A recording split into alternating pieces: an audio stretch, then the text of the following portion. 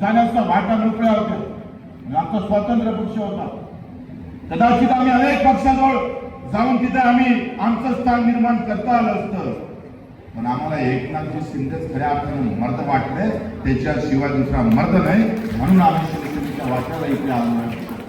रात्री 2 वाजता उभा असताना एकनाथजी शिंदे सीएम असताना सुद्धा 2:30 वाजता सामान्य शेतकऱ्याला भेटलं. हेच तर खऱ्या अर्थानं एकनाथजी शिंदे साहेबांची ओळख आहे. आणि ती ओळख महाराष्ट्राच्या कानाकोपऱ्यात आम्हाला मिळाली. एक सेवाभावी माणूस आम्ही पाहतोय.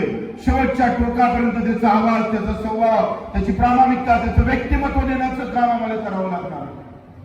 मित्रांनो, आम्ही सत्तेत आहे म्हणून सुस्त नका राहू, मस्त बसू नका. सत्तेत आहे म्हणून काही करताच येत नाही असं जर वाटत असेल, जर मंत्री जरी आपला असला आणि चुकत असेल तर ठोकल्याशिवाय राहू नका. या भूमिका भविष्याला मला घ्यावं लागेल. आणि आमच्या भूमिकेत खऱ्या अर्थानं आपण पाहतोय, आज आम्ही पाहतोय आमच्या धानाचे पैसे का भेटले नाही, आमच्या धानाची खरेदी का झाली नाही, अजूनही लाडक्या बहिणीचे पैसे का भेटत नाही. ह्या सगळ्या गोष्टी विचारात घ्यावं लागल.